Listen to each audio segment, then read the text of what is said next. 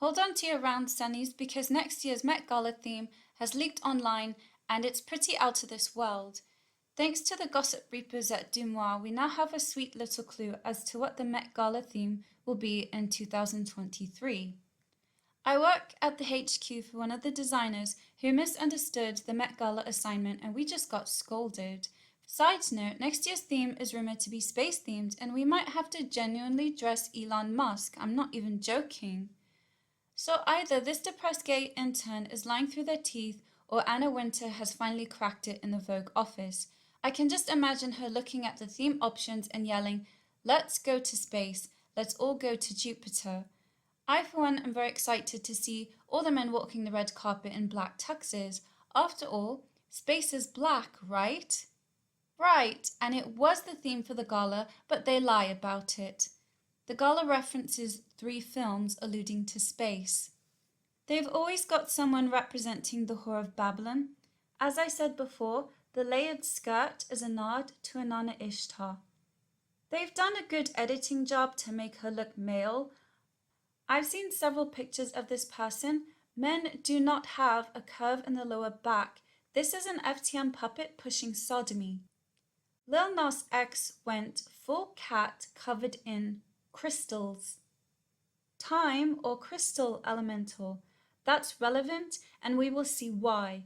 Dungeons and Dragons is a role-playing game and that's exactly what they're doing. Crystal golem. In Jewish folklore, a golem is a creature made of mud and clay, brought to life by a magic spell. When this creature is motionless, it cannot be distinguished from a crystal formation. Crystal golems' attacks are considered magical. Some would call that spiritual or psychic attack. Diamonds and crystals are quite similar to each other. Diamond, demon pendant. They're telling you it's a cat mask. It looks nothing like a cat. Some demons don't have a form and can mold themselves onto any shape. This is what I'm saying. She's not wearing a mask. It's a demon that has transmuted itself to look like one. Her phone is bejeweled and she's wearing a fur coat.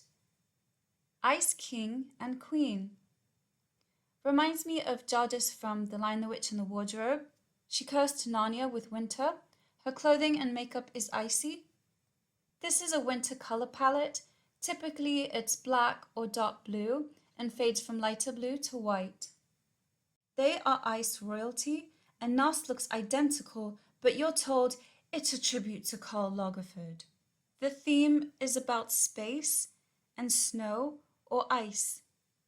Alessandra Ambrosio was a sexy ice queen with no hips, wearing winter colors, icicles and pale blue hair. Gemma Chan oozes ice queen. Same color palette and winter theme. People think she's doing that because she's gay. That's not the reason. What does the saying colder than a witch's tit mean? If it's colder than a witch's tit, it's extremely cold outside. That's why she's touching her chest. These are witches performing a public ritual. And it connects to Inanna Ishtar holding her breasts. Her V-shaped necklace matches his neck jewelry. Also, her beaded thing is similar to Nas's pants. Her white fur coat reminded me of a yeti. And then I remembered the kukuri. It's a Balkan festival. They do look somewhat like a yeti, so maybe that's where the idea got started. Kukuri is a divinity personifying fecundity. Sometimes in Bulgaria and Serbia it is a plural divinity. In Bulgaria, a ritual spectacle of spring takes place after a scenario of folk theatre in which Kukur's role is interpreted by a man attired in a sheep or goat pelt, wearing a horned mask and girdle with a large wooden phallus. During the ritual, various physiological acts are interpreted, including the sexual act as a symbol of the god's sacred marriage, while the symbolical wife, appearing pregnant, mimes the pains of giving birth. The custom is generally thought to be related to the Thracian Dionysus cult in the wider area of Thracia, and similar rituals can also be found in much of the Balkans, which means this is a very old practice. The ritual is a public one, profoundly ancient, full of spectacle and metaphor. Around early winter or midwinter, Groups of kukuri don elaborate costumes. This winter theme is confirmed in their menu. They have chilled spring soup and truffle snow. Doja Cat wore cat prosthetics. They do this quite regularly. During this interview, he didn't use words, he just meowed.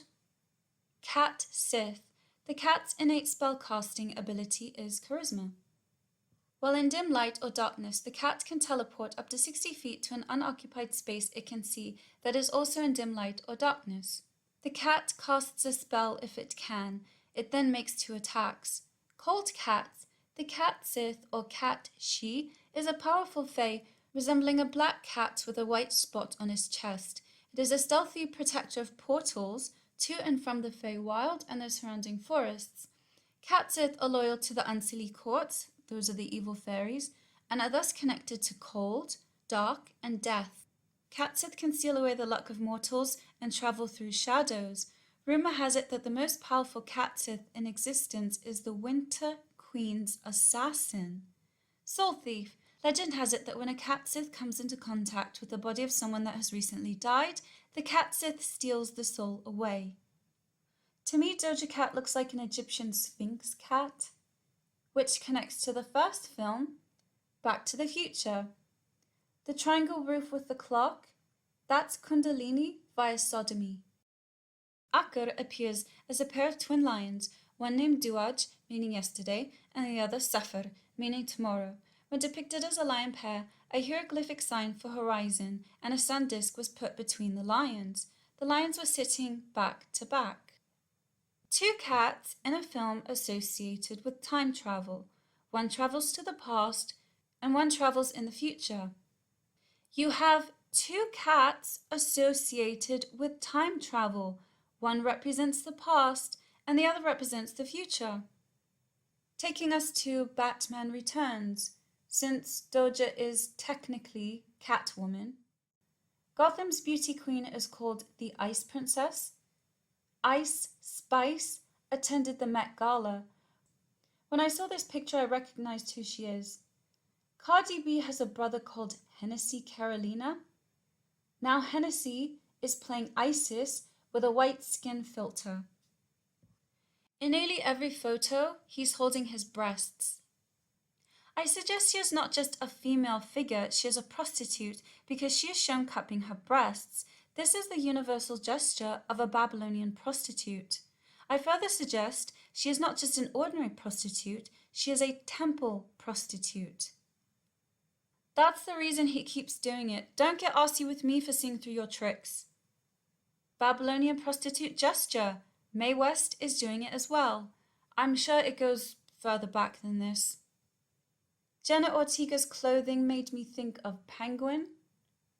Janelle Monáe's outfit, the tuxedo and striped skirt are like his trousers. Underneath he's wearing a tent. No coincidence he's got the Jewish tzitzit. He lifts it up and it looks like CERN because the ceremony is about them opening portals. The inspiration for my outfit was that building in Culver City. Well, to me, it's the CERN window in Doctor Strange. I think they've bound a demon in that building. You don't wrap that round a structure unless it's to contain something. 2023 Met Gala theme was leaked online and it's bat poo. Who knows more about that than a bat? Penelope in winter colours looks like a snow globe princess. Similar icy toned wigs. Tuxedo dress references penguins. Rihanna looks like frosting on a cake. A snow baby is a small figurine, usually of a child, that depicts some aspect of the Christmas holidays or of winter sports. The traditional snow baby is made of unglazed biscuit porcelain and shows a child dressed in a snowsuit. The suit itself is covered in small pieces of crushed bisque, giving the appearance of fallen snowflakes. Figurines of other characters were also made, including Santa Claus, elves, penguins, and polar bears. Snow babies were created as reusable cake toppers in the 1890s by Johann Moll, a German confectioner, based on early 19th century sugar dolls used as Christmas decorations. The release of the snow baby figurines coincided with the birth of Admiral Robert Peary's daughter in Greenland, while he was on an expedition to the North Pole in 1893. She was the first non-Indigenous baby to be born that far north, 13 degrees south of the pole, earning her the nickname Snow Baby from the Inuit. Production of the figurines in Germany was halted during World War I so that the factories could contribute to the war effort, and resumed when the war was over. You see what they've done? Roses are white, lipstick is red. You're 2 steps behind when you think you're ahead. All rituals require ceremonial attire. Compared to Venus on the right, the star on one breast is on his dress. Venus has a crescent moon on the mons pubis. Bloke has similar on his gown. Venus with 1 foot on land, and this man doing the same gesture. He's bending over slightly, just like Venus. There's a monkey below her, and the usurpers enjoy comparing black people to apes. Have a look at the stars on his bum. I can see it makes a spiral. The key is sodomy. Kundalini runs up the spine. That's why he has embroidery on the back. The Kriya explodes in the head, and he has gold jewelry at the base of the neck. Kara connects to film number 3, the 5th element. He has the same cyan hair color and texture as the receptionist. The necklace looks similar to those crossed ribbons. The makeup, Kara's feathered hair. Oh look, Isis is the Met Gala's interpretation of Lilu. 25 minutes into Batman Returns, and Selena is discussing a capacitor. At the 25-minute mark, the scientist is talking about Lilu's DNA. Integration of a capacitor to a 3D DNA walker and a biofuel cell-based self-powered system for ultra-sensitive bioassays of microRNAs. A self-powered microRNA biosensor with triple signal amplification systems was assembled through the integration of 3-dimensional DNA walkers, enzymatic biofuel cells, and a capacitor. The DNA walker is designed from an enzyme-free, target-triggered catalytic hairpin assembly of modified gold nanoparticles. When triggered by the target microRNA, the DNA walker will move along the catalytic hairpin track, resulting in a payload release of glucose oxidase. The enzymatic biofuel cell contains the glucose oxidase bionoid and bilirubin oxidase biocathode that brings a dramatic open circuit voltage to realize the self-powered bioassays of microRNA. A capacitor is further coupled with the enzymatic biofuel cell to further amplify the electrochemical signal, and the sensitivity increases to 28.82 times through optimizing the matching capacitor. Based on this design, the present biosensor shows high performance, especially for detection limit and sensitivity. Furthermore, the present biosensor was successfully applied for serum samples, directly demonstrating its good application in clinical biomedicine and disease diagnosis. In Back to the Future, around 25 minutes, Doc tells Marty about the flux capacitor. The flux capacitor is a piece of technology in the 1985 time travel film Back to the Future and its sequels.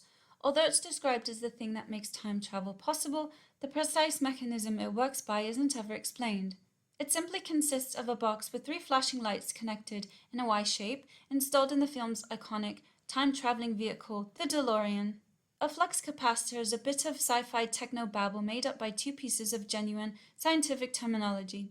In physics, flux is the amount of something, like electricity, that is passing through a given object's surface, and a capacitor is a device that stores electronic charge. As featured in Back to the Future, a device imagined by Doc Brown when he was standing on the edge of his toilet slipped and hit his head on the sink when he came to have a revelation of the flux capacitor. The flux capacitor is one of the central pieces of equipment in the DeLorean time machine, which is what makes time travel possible. 1.21 gigawatts of energy would be released from the flux capacitor through the flux bands. This would allow for the transition through the wormhole to happen at 88 miles per hour. The wormhole would have to be created by the DeLorean harnessing 2 black holes, entangle them, and then separate them again.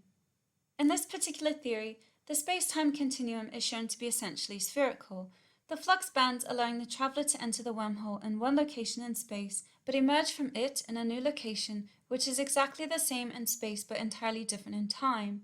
So you travel through time, but remain in the same relative place. In the film, it's defined as 1.21 gigawatts. That's an awful lot of watts, the kind you can only get from a plutonium-powered nuclear reactor, or a couple of seriously huge gas turbines, or say, a bolt of lightning. So how could that work? Let's get technical for a second. If the reactor uses, for example, plutonium-239, dangerously radioactive by the way, then each atom of the stuff could theoretically produce 200 megaelectron-volts during the fission process. So as long as it didn't explode and 1.21 gigawatts is all the power you needed, then you could conceivably power a time-traveling car. That's what they've done. His dress is depicting a Taurus. So is this. Only these people wear hoe fashion. The reason Julia wore it is because she's a temple prostitute and covens use their energy to open portals. Astarte Ishtar is the portal goddess. The torus is the perfected geometry of the human energy field. It is the shape of the human zygote after 512 cell division. Thus it stores all the memory of we are. It is essentially a sphere that has imploded to form a donut-like shape. The fourth dimensional imploded sphere is the language of higher dimensions. It must be taught to all children of all ages, so that our future designs ring with this psychoactive hypergeometrics. It permits connection between the atomic world and the galactic. It's why the dress is pinched in the middle, the arrow pointing down. Maybe they opened a portal to hell. Blake arrived wearing this odd colored dress.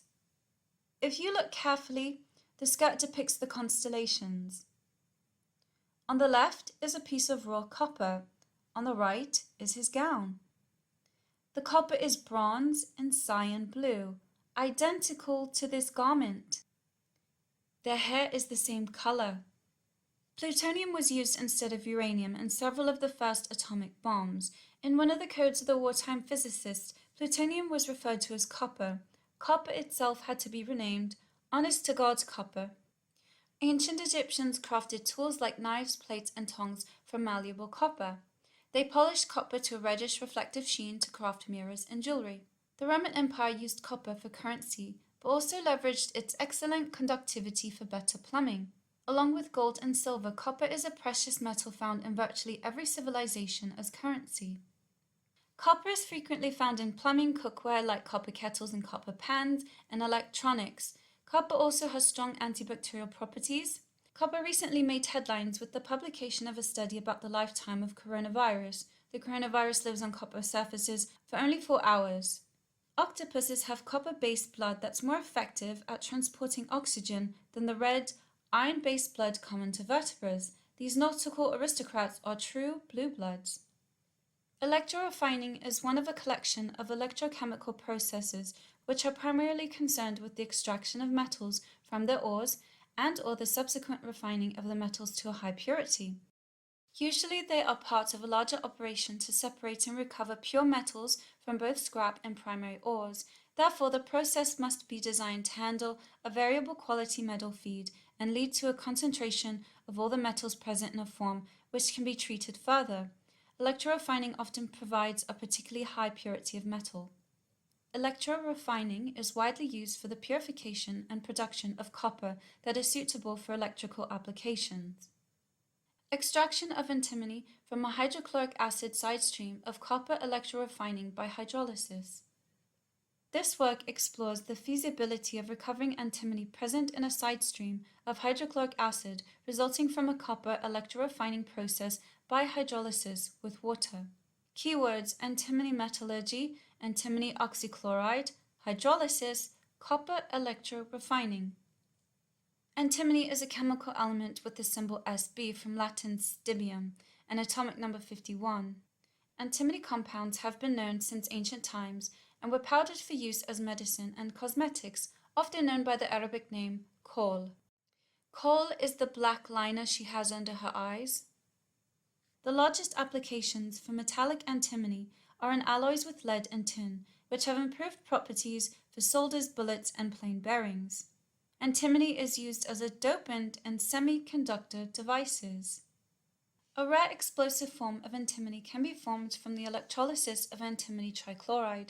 When scratched with a sharp implement, an exothermic reaction occurs and white fumes are given off as metallic antimony forms. When rubbed with a pestle and mortar, a strong detonation occurs.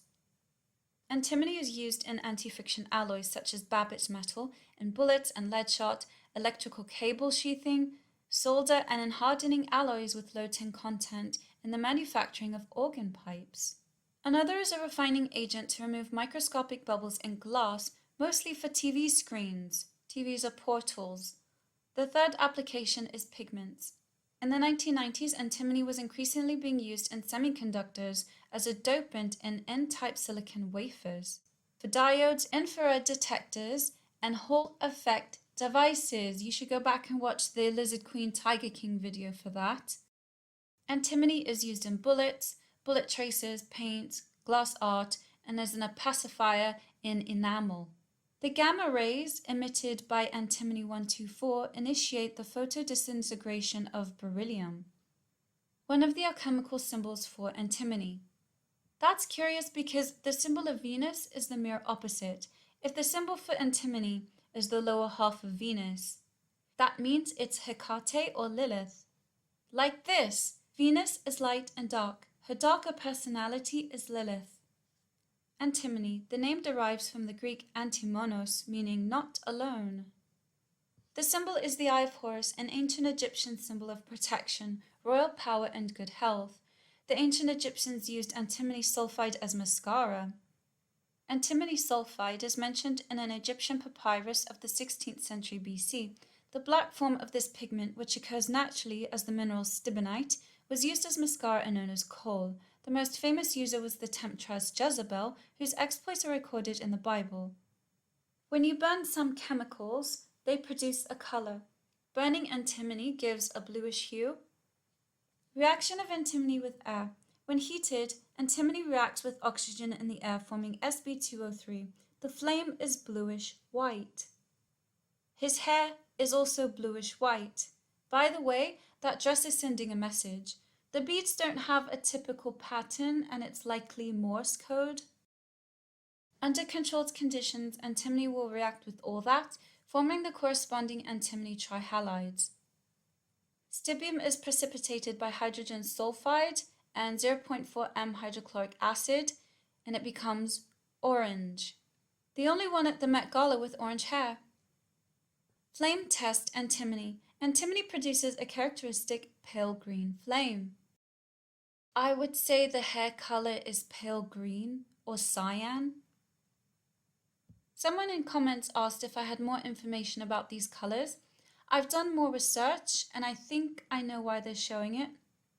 This is my interpretation and it does not reflect the views of the Meru Foundation. Adam Cadman and the Tree of Life. I think the Tree of Life is a religio-technological net of bondage. The torus knot around Adam Cadman. Adam Cadman's belt is the circumference of the earth plane. Adam is bound in time. 33 tetrahedral column models the 33 vertebra spine. 2 interwound, 3-turn umbilic toroids generate the winding order of the 310 torus knot. There are many different types of magic knots, all of which have their own uses and their own history. In pagan Roman times, couples would tie a knot while making solemn vows to each other and their gods during their wedding ceremony, which is where we get the phrase, tying the knot. The witch's knot, also known as the witch's charm or magic knot, is comprised of 4 interlocking Vesica Pisces shapes. There are many historical references to this type of working. From ancient times, cords, threads, or clues have been mentioned as being used by witches for evil or for good, and often they are described as being of particular colors. Greek witches are always described as using colored cords. It is said that Babylonian witches snared people's souls by tying knots in a cord, saying a spell at each knot. The Triskelis, the Triquetra soul trap. Involution of the 3 and 4-hole torus and its effects on some knots and links. I've been working with the intersection between the topology of knots and surfaces, and I have some specific questions about the involution of torus with multiple holes and the effect on the knots written on them. This is what I call the involution of a simple torus by turning inside out through a hole. So if I turn inside out a torus, which inscribes a 4-3 torus knot, it becomes a torus that represents a 3-4 torus knot, right? It seems logical to me, but I don't have the demonstration for this and would appreciate if anyone could help me with it. But the real deal is, can anyone tell, and if possible prove it by showing the procedure through drawing? This torus involution that you link to is taking place inside of R3 or S3. Therefore, a knot on the initial torus is isotopic to the image of the knot after the involution of the torus. Therefore, the 4-3 and 3-4 torus knots are actually the same knot. In your more general cases, as long as your surface involutions are indicating isotopies of the knots contained on those surfaces, then the resulting knots will be the same as the initial knots. Perhaps the diagrams will look a bit different, but it will be the same knot or link. The first 3 figures above show how the Borromean rings are embedded on the triple torus map, a 2-dimensional dodecahedron. The next 3 images below show the inversion of the triple torus using the same Borromean rings pattern embedded map by changing the way it closes to form the 3-dimensional triple torus. Let's take a closer look. You've seen that image before. The triple-colored knot magic net. Here's another torus knot. What does that look like? It's those blasted fidget spinners that everyone was using. This would be a 3D version with holes. And this person has a curious tattoo on his elbow. The 3 eyes connect to the 310 torus knot loop. The geometry of light. Funny that he uses triangles. If light is a solid, it can hold a thought. And it can hold a soul because the soul is light. Why does the triad seem to have eyes? This is old geometric sorcery. Do you know why his hair looks like that? The energy field around the body is a spherical torus, and his buns are matching that. They are positioned like the triple torus knot because the ceremony celebrates a renewed time loop, or so they think. The Met Gala took place on the 1st of May. The next day, a bear jumped out of a bin. Bears don't hide in bins, they hide in trees. Instead of a jack-in-the-box, it's a bear in a box. You seen any bears in boxes recently? King Charles commemorative bear in a box. Winnie the Pooh meets the king. What a nauseating display of servitude. Christopher Robin is institutionalized. Admittedly, lots of these Disney theories start from the position that one of the main characters in the movie is either dead or dying. In this case, imaginative kid Christopher Robin is actually in an institution, and the characters he imagines are representations of mental illness. Christopher Robin is in a coma dreaming of the golden years of his youth, or he's in a psychiatric hospital, and the other characters are patients with various disorders. As they have shown you here, and at the bottom it says Christopher Robin is schizophrenic. The detailed theory sees Eeyore as depression, Piglet as anxiety, Tigger as ADHD, and Rabbit as OCD. This theory has even led to an academic study and test known as the Pooh pathology test. Here are some pictures from the book. I was immediately drawn to Christopher Robin's attire because it looks exactly like the May Queen. The wreath round the head, the stick or wand. Christopher's cardigan is like a cloak. The person on the left appears male. I see a large chin bone and big feet. May Day. Why we have a bank holiday to mark this pagan tradition? May Day is traditionally celebrated on the 1st of May every year. While for many May Day is simply associated with the chance to have a lion, the day also has a tradition of political protest. May Day has its roots in pagan tradition, celebrating spring, firstly Floralia, the festival of Flora, the Roman goddess of flowers. It also has its roots in the Gaelic celebration of Beltane, marking the beginning of the summer.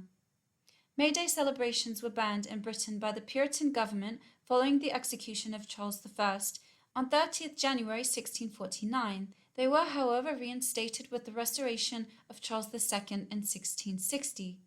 Then I can assume that Charles III will reinstate pagan rituals, including child and animal sacrifice. In some villages, a maypole is erected with ribbons attached. The symbolism of this tradition is hotly debated, with some suggesting the pole represents the Earth's axis, while others claim it's a phallic symbol associated with fertility. Some celebrations may also see a May Queen crowned. If there's a bustle in your hedgerow, don't be alarmed now. It's just a spring clean for the May Queen. There's a lady who's sure that all glitters is gold and she's buying a stairway to heaven.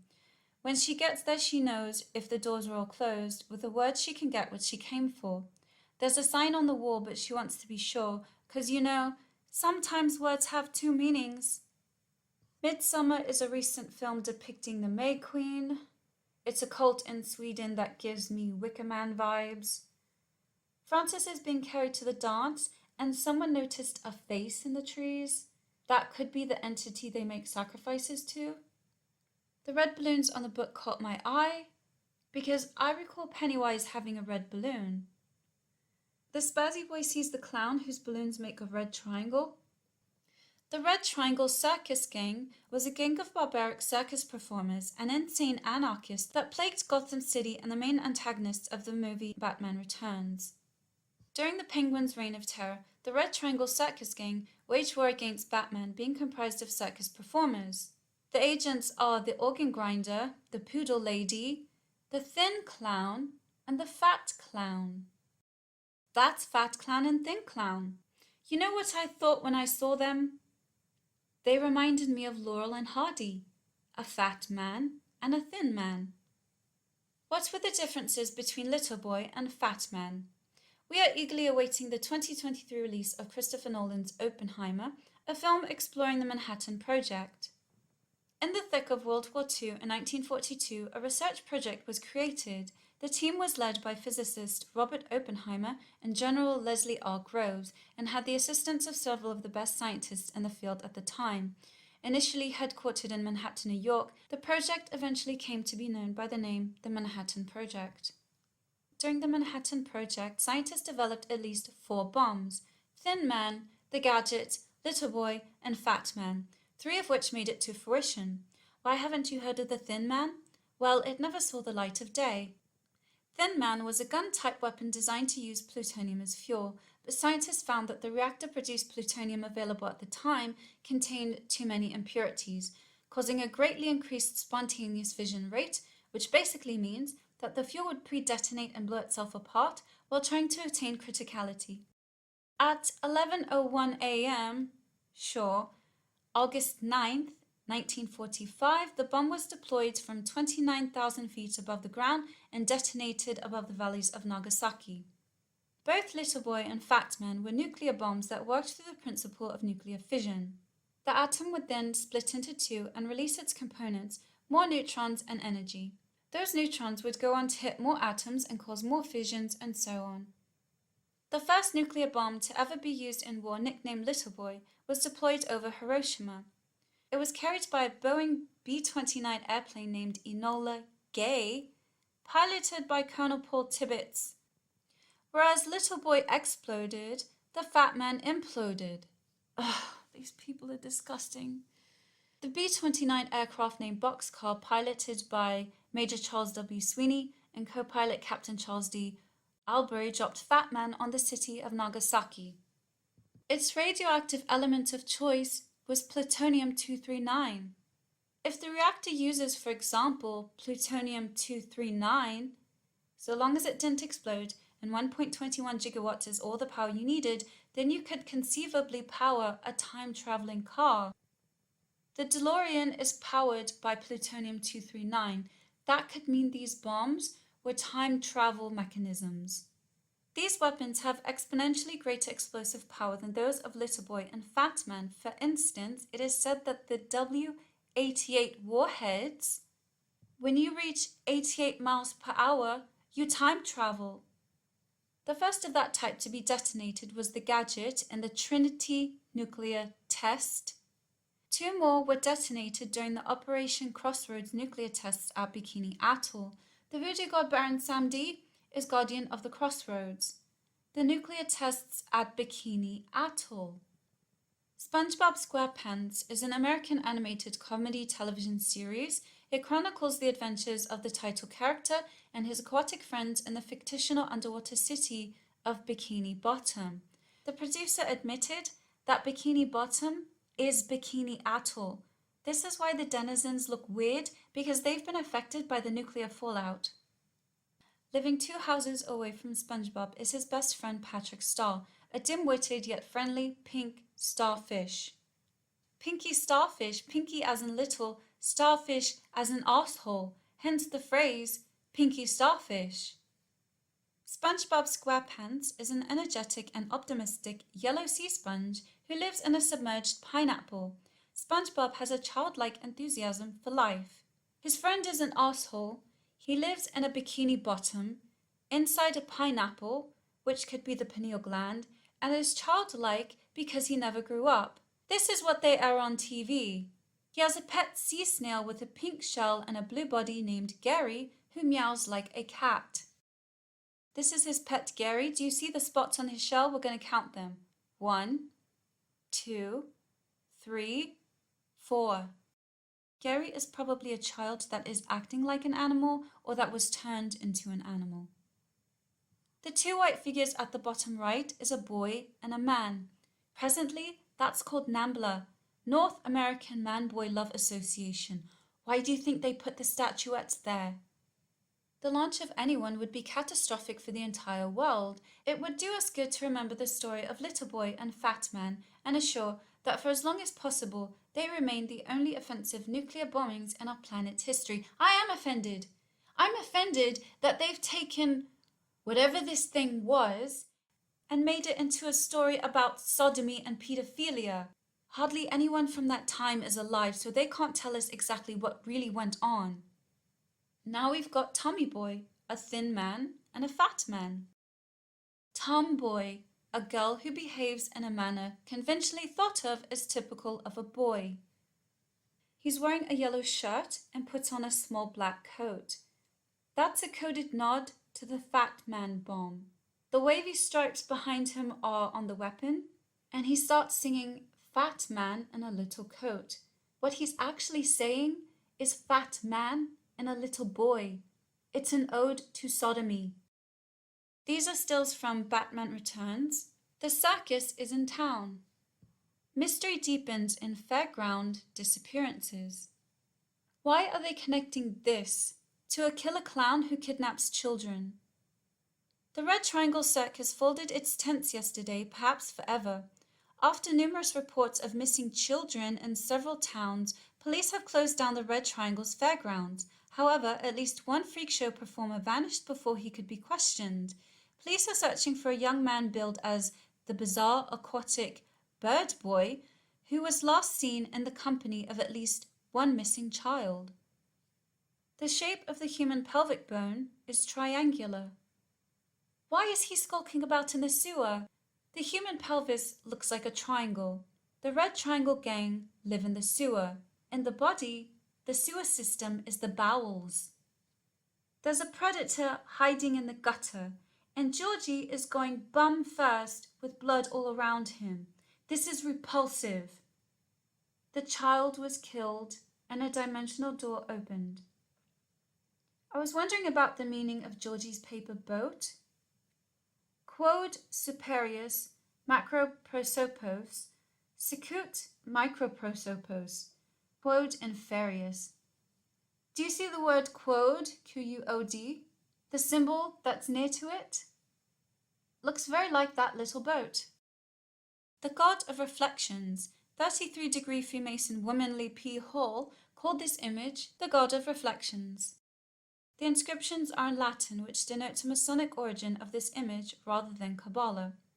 Deciphered, it reads, Quod superius, that which is superior, quod inferius, that which is inferior, macroprosopos, macrocountenance, large face, microprosopos, microcountenance, small face, stola Dei, garment of God, sicut, thus.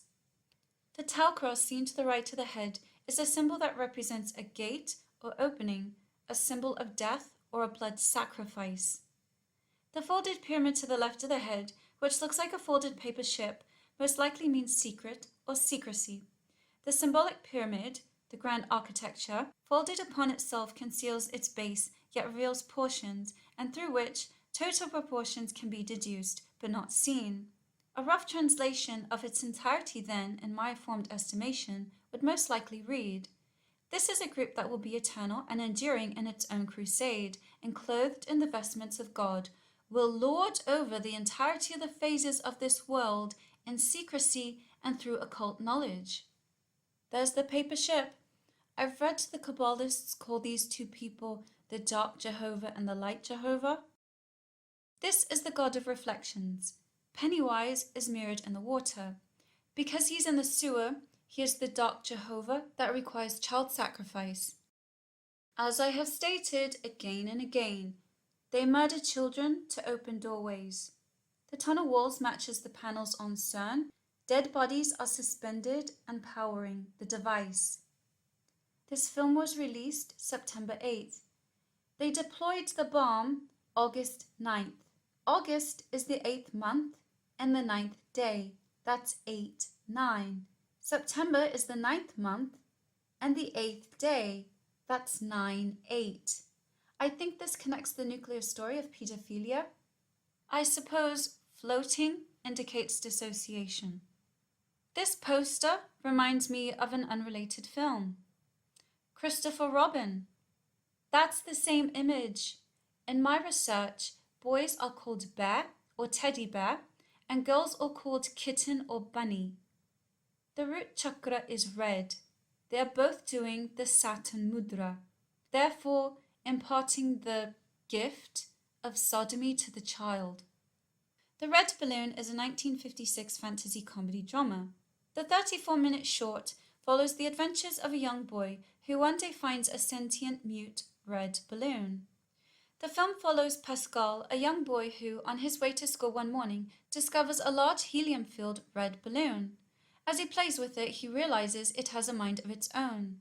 It begins to follow him wherever he goes, never straying far from him, and at times floating outside his apartment window, as his mother will not allow it inside. As Pascal and the balloon wander around the neighborhood, a gang of older boys who are envious of the balloon steal it while he's inside of a bakery. However, he manages to retrieve it. They hold Pascal back as they bring the balloon down with slingshots and stones before one of them destroys it by stomping on it. As it was filmed in Paris after World War II, its mise en scène is quite dark and grey and therefore gives a depressing quality to the setting and mood. In contrast, the balloon's bright colour acts as a symbol of hope and light within the film. For example, when the balloon is destroyed, its spirit lives on as it is transferred to all the other balloons in the city. Spirit transference, okay. The film has been featured in many festivals over the years, including the Wisconsin International Children's Film Festival, the Los Angeles Outfest Gay and Lesbian Film Festival, the Wisconsin Film Festival, and others. Why are they showing this film at a gay and lesbian festival? Bob Godfrey and Zlatko Girgic's animated film Dream Doll has a very similar plot and ending to the film, except instead of a red balloon, the protagonist is obsessed with an inflatable nude woman. A boy with a bright red balloon is featured in the epilogue of the 2016 film La La Land. In the 1990 episode of The Simpsons entitled The Crepes of Wrath, Bart returns from France bearing gifts for his family. His sister Maggie is holding a red balloon. But they neglect to mention that Pennywise the child killer has a red balloon. Look at Diana's top. Why do you think he wore that in public? 99 red balloons. That's a very annoying song. On the subject of red triangles, Chapia is a Mars simulation environment sponsored by NASA. If you add a U to the end, it becomes chapeau. A chapeau is a flat-topped hat once worn by senior clerics. In European ecclesiastical heraldry, it is used as a mark of ecclesiastical dignity, especially that of cardinals, where it is called the red chapeau. Pope's red chapeau is reminiscent of Saturn. A Galero chapeau is flat, very narrow atop, but with a broad brim adorned with long silken strings interlaced, suspended from within with rows of tassels that look like a red triangle. This film is called The Name of the Rose. Apparently it's esoteric and anti-Catholic. Several people at the gala wore roses. Penelope had rose hair grips, and the reason? Because Ishtar's symbol is the rose. A galero is a red hat. The red cap is a type of malevolent murderous goblin found in border folklore. He is said to inhabit ruined castles along the Anglo-Scottish border, especially those that were the scenes of tyranny or wicked deeds, and is known for soaking his cap in the blood of his victims. He is also known as Redcomb and Bloody Cap. Redcap is depicted as a short, thick-set old elf with long prominent teeth, skinny fingers, armed with talons like eagles, large eyes of a fiery red colour, grizzly hair streaming down his shoulders, iron boots and a pike staff in his left hand, and a red cap on his head. He's unaffected by human strength, but can be driven away by words of scripture or by the brandishing of a crucifix, which cause him to utter a dismal yell and vanish in flames, leaving behind a large tooth. Why is the Met Gala carpet literally toothpaste? I was reminded of a wizard from the Discworld called Rincewind. I know Rincewind has corks on his hat, but it resembles the cardinal's tassels, and they wear the same colours. I've said it before, these popes are magicians. They're not holy men. The pair are indistinguishable. Both wear a pointed hat. The clothing is near identical. Chapia is a hologram technology. Skynet, red triangle, neural net AI. With the Y for gamma radiation. It's not a Y, it's a G. Coronavirus, simple vector. It looks similar to the idea web. The 3 dots match the ones on the suit. The scamdemic was simulation technology. They were testing to see if it works, and it does.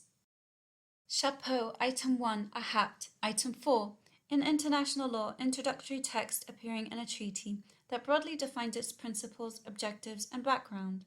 I have not signed a contract or treaty agreeing to any covert laws, therefore your permission is hereby revoked.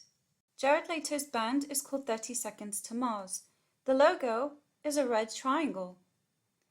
It's the phoenix or Bennu bird representing Kundalini fire. X in a box on the arrow.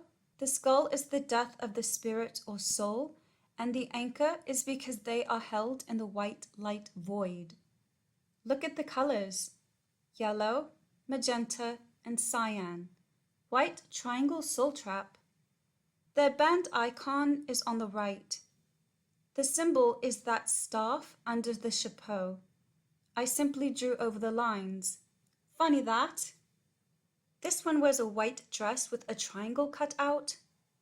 Flauros, also Flavros and Avre, is a strong great duke of hell, having 36 legions of demons under his rule. He gives true answers of all things past, present, and future, but he must be first commanded to enter a magic triangle, for if not, he will lie, deceive the conjurer, and beguile him in other business.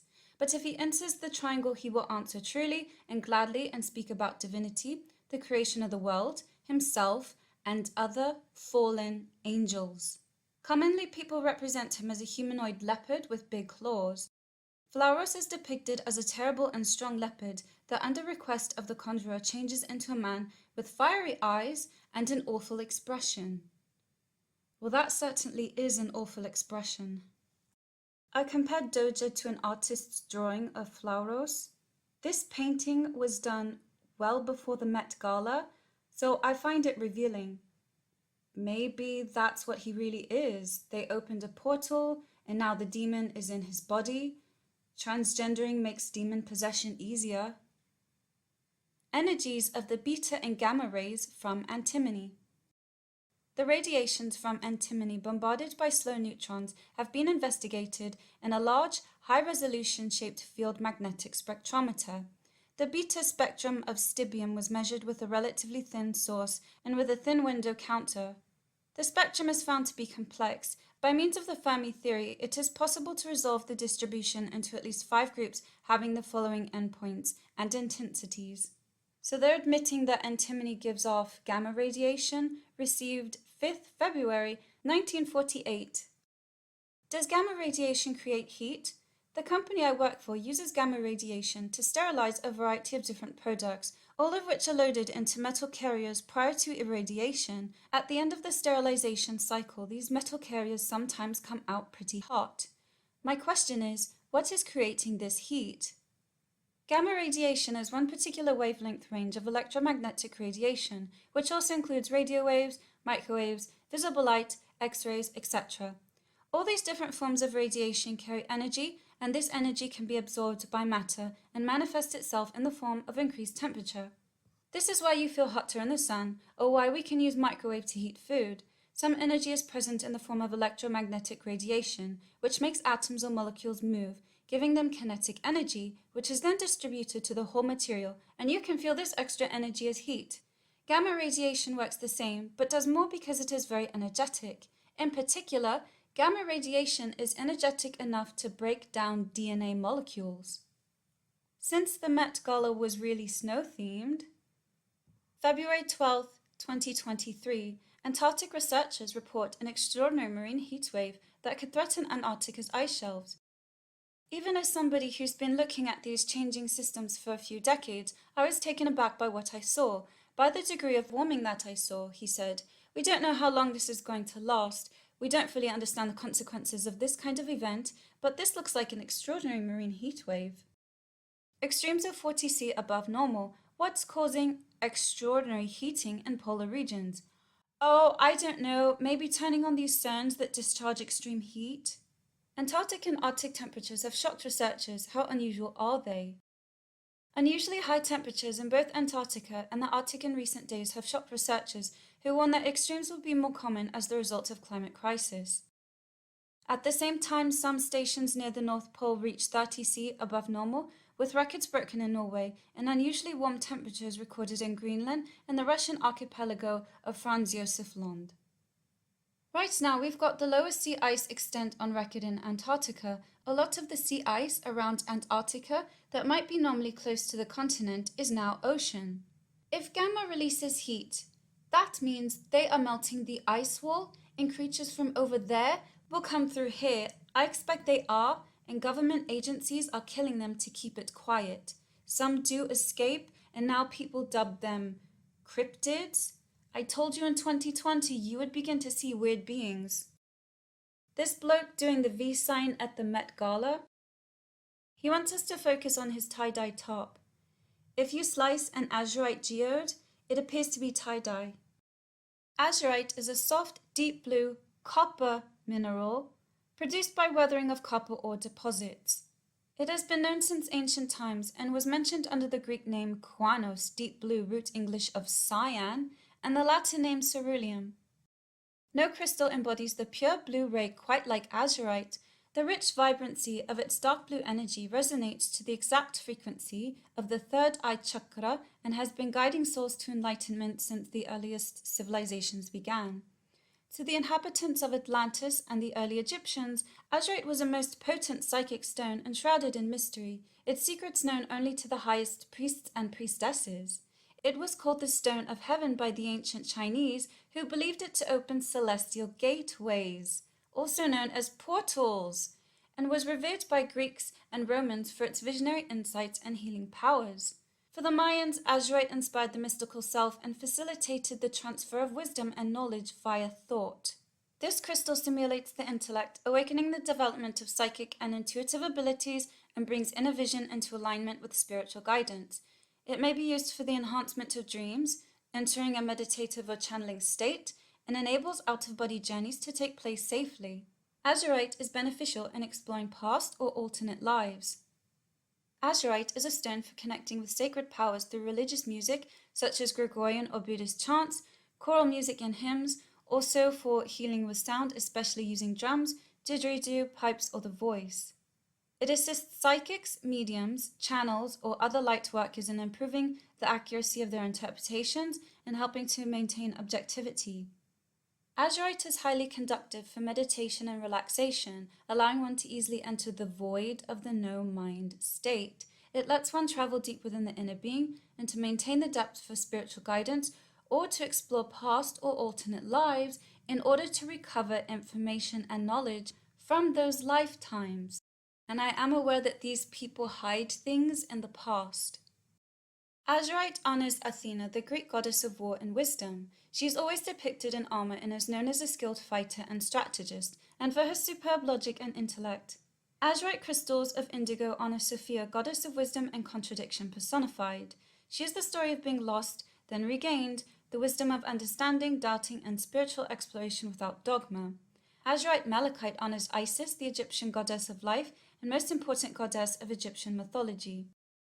Legends claim Azurite to be one of the most powerful healing stones in Atlantis, where its psychic powers were so potent the secrets to its use were known only to the priests. It became so shrouded in mystery, many of its secrets are now thought to be lost. In ancient Egypt, Azurite was valued by high priests and priestesses to raise their awareness to a god-conscious state, using the pigment to paint the protective eye of Horus, the sky god, on their foreheads. Ancient Romans as well as the Egyptians used Azurite for greater insight, for visionary powers, and particularly for hypnosis. Called cerulean by the ancient Greeks, Azurite was used in healing ceremonies. For thousands of years, this brilliant blue stone was used as a dye for paints and fabrics. Azurite is a copper carbonate. Venus rules copper. The stone is navy, deep blue, white, and brown. Those are the same colors on his top. Here we have Siberian Azurite, connecting to this one at the Met Gala, wearing head-to-toe white. It's not freak fashion.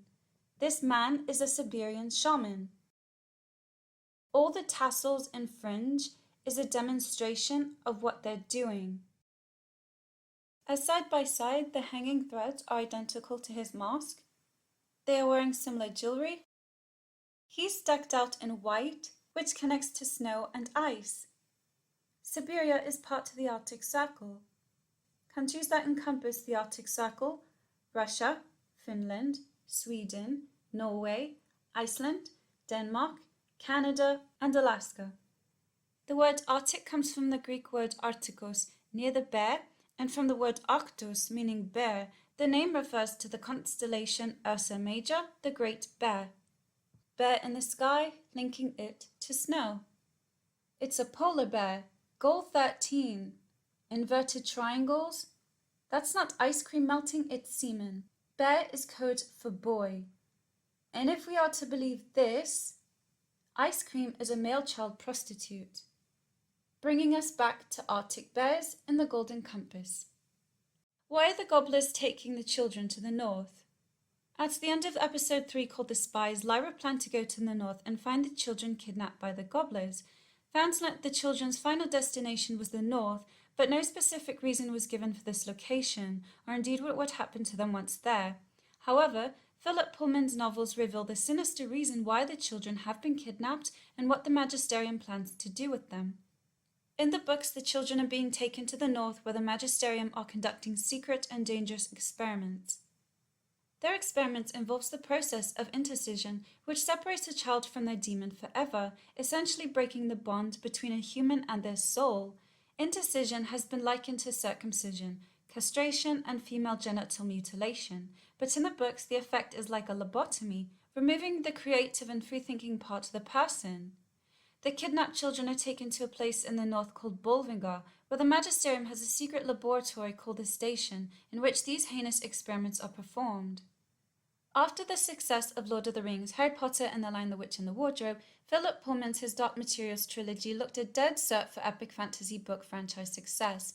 In 2007, when first installment The Golden Compass was released, it looked to have all the right ingredients, but no sequels were made. Why? Actor Sam Elliott claims that the Catholic Church prevented Hollywood from proceeding with the next 2 films in the His Dark Materials trilogy based on Philip Pullman's books. The Catholic Church lambasted them, said Elliott. I think it scared New Line off. In the book trilogy, set in a series of parallel worlds, Lyra fights the Magisterium, an evil organization some have interpreted as being based on the Catholic Church. The Magisterium wields huge power and experiments on children. No, I think it's because it showed the people who the Catholic Church really are, and they didn't like it. This rendering of the Oklo Advanced Nuclear Reactor Powerhouse is giving modernist Midsummer Temple vibes. I took a closer look at the temple doors. Can you see it? Reminds me of that paper boat. If they were smart, they would have seen that and turned around. With the temple, it completes the Illuminati symbol. At the end, this man was drugged and placed inside of a bear carcass. They put him in the temple and burnt him as a sacrifice to their deities. It's definitely very similar to Wicker Man. The bloke with the torch has a wool mask that reminded me of the shamans. The flowers are yellow, blue, magenta, and white. The white light soul trap is a triangle. The temple is triangular, and they burnt him and other souls inside of it. Migrant families in Sweden accuse social services of kidnapping their children.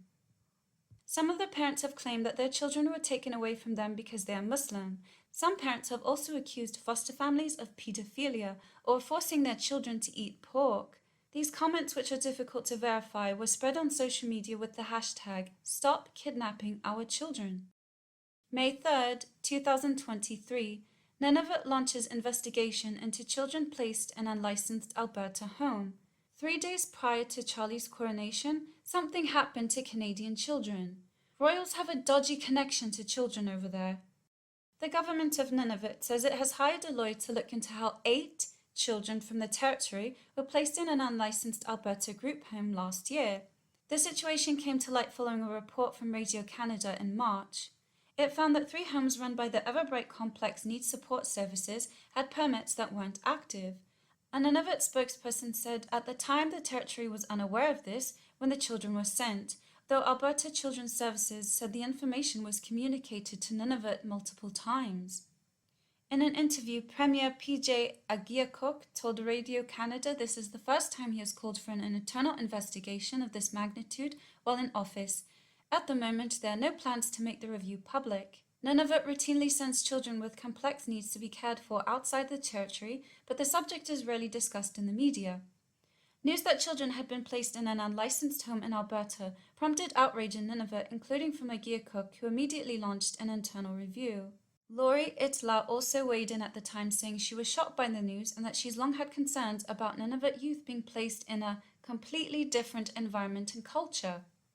Russia using children as an instrument of war. President of Missing Children Europe talks to Christian Amanpour about reports that Russia is deporting and re-educating Ukrainian children. Re-educating means brainwashing. They just vanish. Whistleblowers met by wall of complacency over missing migrant children. As scores of youngsters are disappearing from hotels run by the Home Office and being trafficked across the country, sources claim warnings over their safety were ignored. England is not part of the Arctic Circle, but it's odd how children go missing weeks before the King's coronation. Tuesday briefing the shocking kidnapping of unaccompanied children. In today's newsletter, dozens of children who arrived on small boats have been abducted outside Home Office-run hotels. How did this happen, and is anyone actually looking for them? Probably not. Who's going to care about foreign children coming into the country? UK Minister admits 200 asylum-seeking children have gone missing. Simon Murray says 1 girl and at least 13 under 16s among those missing after being placed in hotels run by the Home Office. Queenie's coronation was the 6th of May. The astrological sign is Taurus the Bull.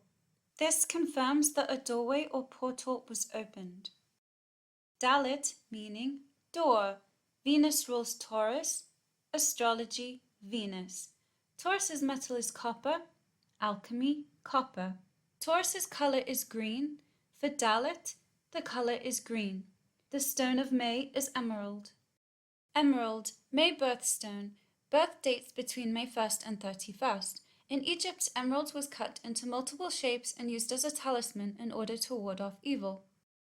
Harubel, early 20th century occultist, wrote that the emerald is for those who aspire to wisdom and seek enlightenment, and for those who seek the good of life.